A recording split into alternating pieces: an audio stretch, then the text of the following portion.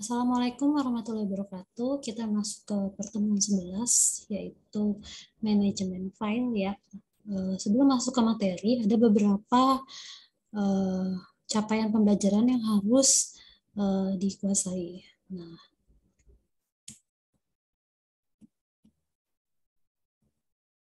yang pertama diantaranya diharapkan kalian itu mampu menjelaskan konsep berkas atau file dalam suatu sistem operasi, kemudian mampu menjelaskan beberapa metode dalam pengaksesan file ya.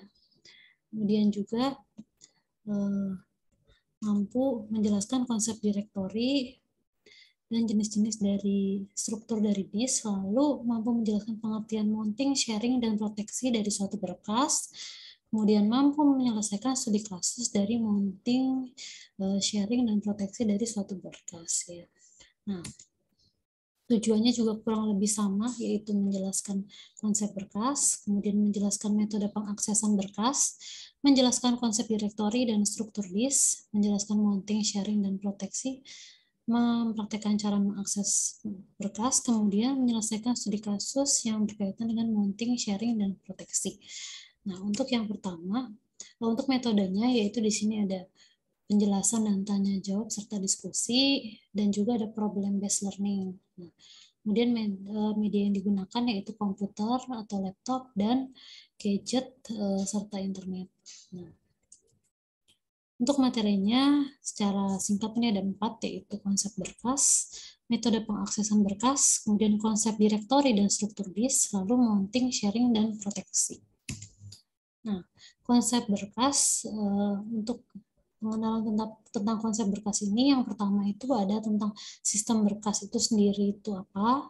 Nah, sistem berkas ini adalah merupakan mekanisme penyimpanan online untuk akses baik data maupun program yang berada dalam sistem operasi. Ya. Jadi ini merupakan cara penyimpanan berkas secara online. Nah, kemudian bagian penting dari sistem berkas itu yaitu adalah kumpulan berkas dan sistem direktori. Nanti akan dijelaskan tentang bagaimana itu sistem direktori. Yang pertama itu ada penjelasan tentang berkas. Berkas itu adalah kumpulan informasi terkait yang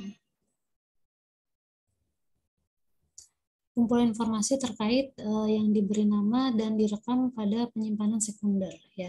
Kumpulan informasi tentang berkas itu sendiri, kemudian dia disimpan dalam penyimpanan sekunder. Nah, tujuan dari sistem berkas ini adalah seperti apa sih? Yaitu untuk mempresentasikan program, baik search maupun bentuk objeknya. Nah, ada beberapa informasi yang dapat disimpan di dalam berkas, yaitu bentuknya berupa executable file. Ini adalah rangkaian kode section yang dapat dibawa loader ke dalam memori dan dieksekusi. Ini berupa program biasanya. Lalu ada source file, yang urutan subrutin dan fungsinya nanti akan dideklarasikan. Kemudian ada text file, urutan karakter, ya jadi bentuknya seperti karakter. Lalu ada objek yang berisi adalah urutan byte yang diatur ke dalam blok-blok yang dikenali oleh linker sistem. Ya. Jadi ini ada 4 macam jenis informasi yang bisa disimpan di dalam suatu berkas. Kemudian di sini juga ada atribut pada berkas, di antaranya itu proteksi. Ini berisi tentang informasi mengenai kontrol akses, misalnya siapa saja yang boleh membaca, menulis, dan mengeksekusi berkas. Kemudian waktu, tanggal, dan identifikasi pengguna. Ini biasanya disimpan untuk pembuatan berkas, kapan berkas itu dimodifikasi, dan penggunaan terakhir berkas. Lalu ada nama, ini merupakan satu-satunya informasi yang tetap dalam bentuk dan bisa dibaca oleh manusia, human readable form. Lalu ada lokasi, merupakan pointer ke device dan lokasi berkas pada device tersebut. Jadi lokasinya itu ada di bagian mana, pengalamannya ya seperti itu. Lalu ada size atau ukuran berkas pada saat itu, baik dalam bentuk byte, huruf maupun blok. Lalu ada type, jenis berkas apa yang digunakan di sini. Nah, ini sistem ini bisa mendukung beberapa tipe berkas yang berbeda. Nah, operasi pada sistem berkas Yaitu di sini ada membuat sebuah berkas, ini untuk menulis pada sebuah berkas dan membaca sebuah berkas, yaitu menempatkan kembali sebuah berkas, menghapus sebuah berkas, dan memendekkan suatu berkas. Jadi ada create, write, read, kemudian menempatkan atau move, lalu ada menghapus atau delete dan memendekkan atau mengedit ya di sini. Cut ya. Nah, kemudian informasi yang terkait dengan pembukaan berkas, yaitu diantaranya ada penunjuk berkas, menghitung berkas yang terbuka, dan lokasi berkas pada disk. Nah, jenis-jenis berkas tadi sebelumnya sudah dijelaskan, yaitu ada excerpt, object, ada search, ada teks, pengolah kata, library, print, gambar, serta archive. Nah, fungsinya ini berbeda-beda. Yang pertama ada program yang siap dijalankan, kemudian ada bahasa mesin, lalu ada kode asal, lalu ada perintah pada sel, ada data, teks, dan dokumen, kemudian format jenis pengolah data, dan library untuk rutin programnya. Nah, kemudian di sini juga ada arsip, beberapa berkas yang dikumpulkan menjadi satu berkas, terkadang ditempatkan untuk penyimpanan ya. Kemudian ada struktur berkas. Di sini struktur berkas ini memiliki struktur yang dikenali oleh sistem operasi. Sebagai contoh, sistem berkas menginginkan suatu berkas yang dapat dieksekusi. Ini harus memiliki struktur tertentu agar dapat diketahui di mana berkas tersebut ditempatkan di sebuah memori dan di mana letak instruksi pertama berkas tersebut. Kemudian ada struktur berkas pada disk. Nah, ini biasanya struktur berkas pada disk ini dianggap sebagai urutan dari beberapa blok dan disk. Nah, kemudian di sini juga tempat pada disk selalu berada pada blok, sehingga beberapa bagian dari blok terakhir yang ditempati berkas dapat terbuang. Nah, ini biasanya ada ukurannya, ya. Kemudian berkas tersebut akan menempati 4 blok. Nah, jika ada sisa dari baitnya itu, maka bait itu akan terbuang. Yang bait yang terbuang tersebut akan dipertahankan dalam ukuran dari unit tetap blok dan bukan dari fragmentasi dalam disk. Nah, kemudian ada penggunaan berkas secara bersama-sama. Penulisan berkas dapat dibuka oleh pengguna dan dapat dilihat langsung oleh pengguna lain. Jadi di sini berkas ini bisa digunakan secara bersama-sama. Lalu terdapat bentuk pembagian di mana pengguna membagi pointer lokasi ke berkas tersebut. Sehingga perubahan pointer dalam suatu pengguna akan mempengaruhi semua pengguna dalam pembagiannya atau sharingnya. Nah, metode akses di sini ini juga ada metode akses, di sini ada sequential access. Nah, ini merupakan metode yang paling sederhana, di mana informasi yang disimpan dalam berkas diproses berdasarkan urutan. Jadi, informasinya itu bisa diurut berdasarkan waktu ya. Kemudian di sini ada direct access. Ini merupakan metode yang membiarkan program membaca dan menulis dengan cepat. Ya. Nah, kemudian ada index access. Metode ini merupakan hasil dari pengembangan metode direct access. Metode ini memasukkan indeks untuk mengakses berkas. Nah, kemudian struktur direktori ini ada beberapa fungsi ya. Di sini bisa mencari sebuah berkas, kemudian menampilkan isi direktori, kemudian membuat berkas, kita dapat membuat berkas baru, kemudian ada mengganti nama berkas, lalu melintasi sistem berkas, dan menghapus berkas. Jadi ini ada beberapa strukturnya ya. Nah, ini ada kondisi-kondisi tertentu juga di sini di mana menghapus itu apabila berkas sudah tidak diperlukan lagi, kemudian kalau misalkan melintasi ini biasanya untuk mengakses direktori dan berkas dalam suatu struktur direktori.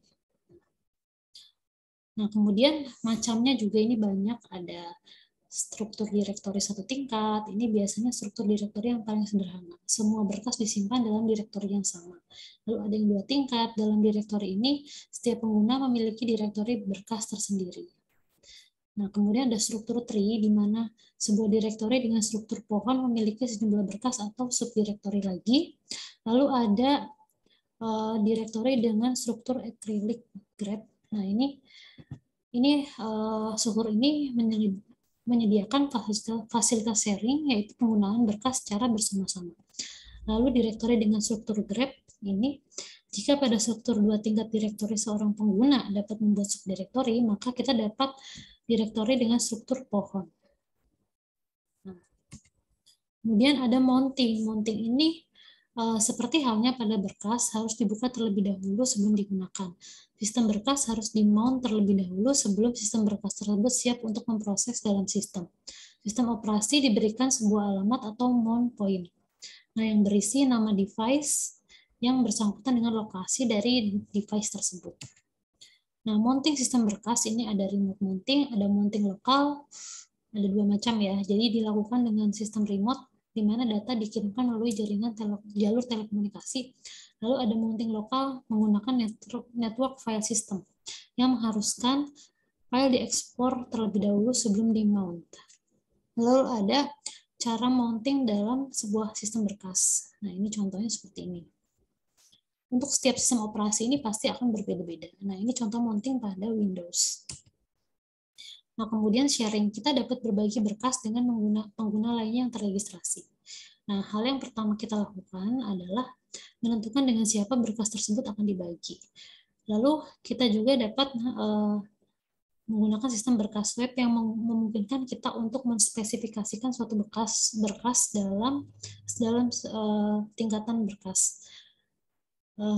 Kemudian kita dapat juga mengizinkan seluruh orang untuk melihat isi dari sebuah direktori.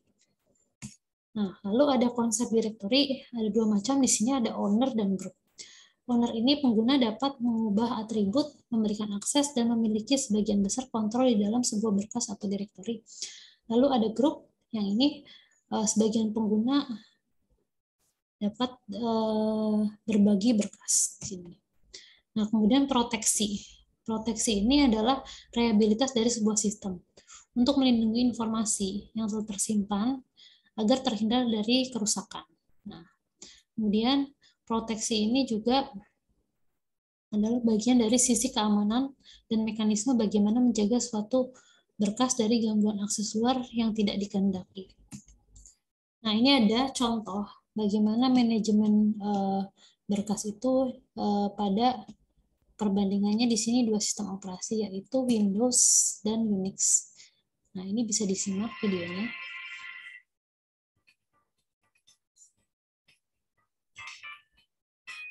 Can you tell me why Unix is better than Windows?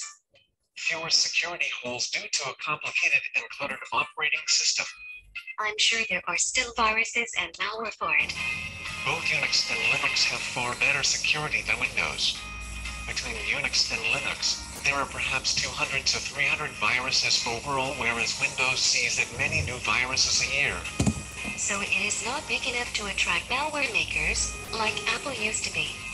How reliable is Unix? Unix is far more reliable than Windows. Crashing one application won't give you a blue screen of death. How good are they at fixing the problems they find? If a security hole is found in Linux, several developers start working on a solution immediately to get fame for being the first to fix it. Bug fixing is slower in proprietary Unix systems than Linux, but it is faster than begging Microsoft to fix something. Security is high for Apple too. Why else is Unix better than Windows? Linux is popular because there are free versions. Unix variations supported by different companies is still cheaper than Windows. Cheap is certainly attractive. But what about all the MS Office applications and others people can't live without?